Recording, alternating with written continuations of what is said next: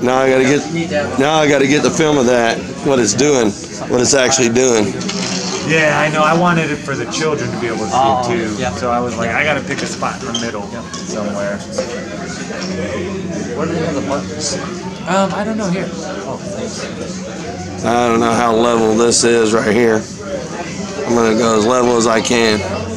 Let me. Well, level with the edge. Yeah. Yeah, level with the edge. And as you leave the city of Chicago and start going away, it appears to be going over a curve, but it never really does. Right. You have your boat with the sun. As they move away.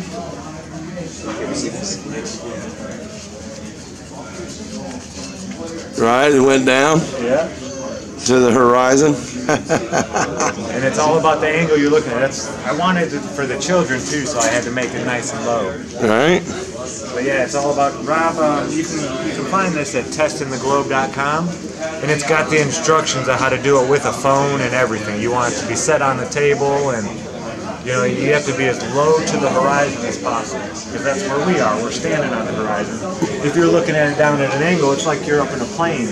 Right. Looking down at it, you're not going to see the same stuff. That's awesome.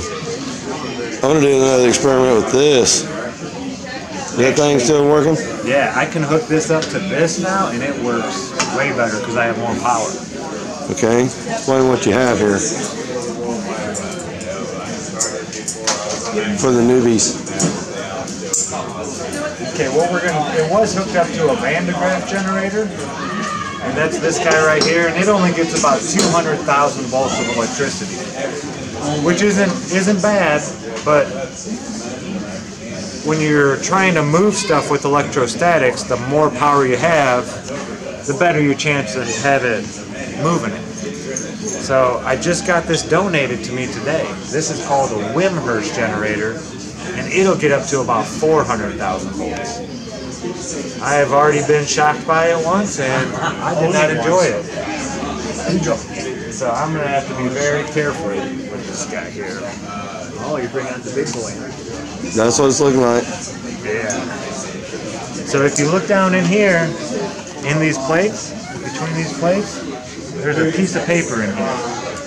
Now what we did, we have our Earth's electric field has our high potential positive above and our ground or negative below. And what I did is I reversed those. So if we were to take Earth's electric field and flip it upside down, that's what's going to happen in between these two plates. And you'll see that matter, that little piece of paper right there, when I start cranking this. Yep, I got it. Whoa. Whoa. Careful. Yeah. I see that. Discharge. Yeah, that came off of it. I got it here. Hold on. Clever band. Yeah, the alligator clips. Yeah. There we go. Let me get on it. And as I crank this up, yeah, it just went up. You need a bunch more in there to make them pop around.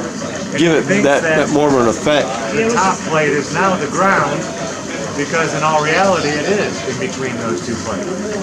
The low potential is above and the high potential is below, so it goes in reverse to what we normally see. And everything goes up. As I discharge it, go back over, look at the paper, I'm going to touch these two together, it should fall right down. Yep, it fell. Yep.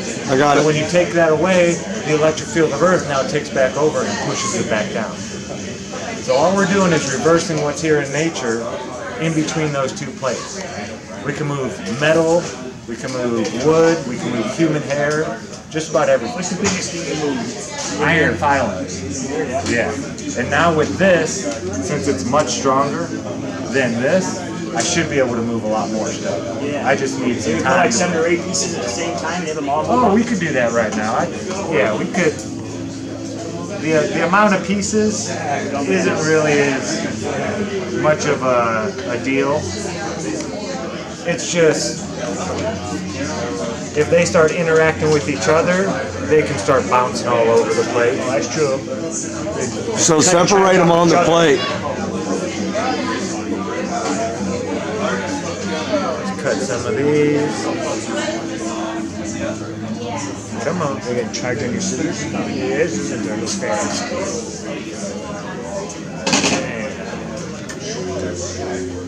Set that right there. Gotta hook these back up. There's a little paper ballet going on. Let's see what we got.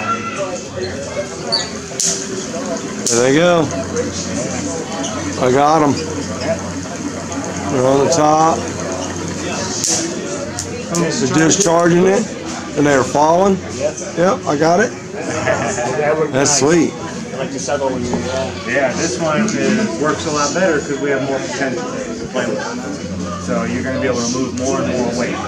Like here on Earth, we suppose that there's at least 10 million volts above us, but we don't know. I like what you said about in scale got to be like Mount Everest. Yeah, to scale, if you took from Antarctic edge to Antarctic edge and scaled it down to this pizza tray, a human hair would be taller than the height of Mount Everest, the width of the human hair. Yeah. So these would be, yeah, those pieces in there are enormous. They're like miles and miles and miles tall and wide. But we can still move them and manipulate them. Yeah, or a flat earth map on top. Yeah, both. Yeah, so next year I'm going to have even more stuff for you guys to play with over here. And we'll... So you'll have to get that back from Wissett later. Yeah. To play with it. He keeps it for months. I hope he keeps it. Well, at least till the next festival, right? Yeah, he can keep it till the next festival. Really. This. He wants to play with it now, and he started learning hands-on, and that warms my heart. That makes me feel so good. So I can't wait to just give him that. I'm going to give him a small Tesla coil.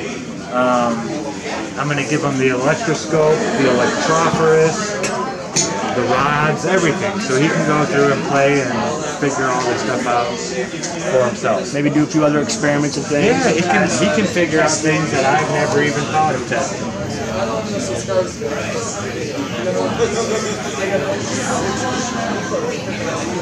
Physics is fun. It really is. I love it. Want to give a shout out to anybody?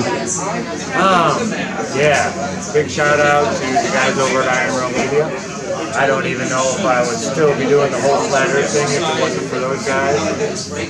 Shout out to Euro Lazucci, another guy who was a great inspiration for me to keep going and doing what I'm doing. Of course, Bob and Cami and Odell, they've allowed me and given me the time to study and research and test all this stuff out over and over and over again. Really everybody here I'd like to thank you for just coming and being a part of this and letting me share with you what I've learned. This is why we do it. We don't get paid to do this. You know, this is because I learned something and I want to share it with you. And I've learned so much from all of you. Ideas and questions that you guys have given me. That's what a community is. We're all helping each other. And yeah, I love you all. Thank you guys. And edit.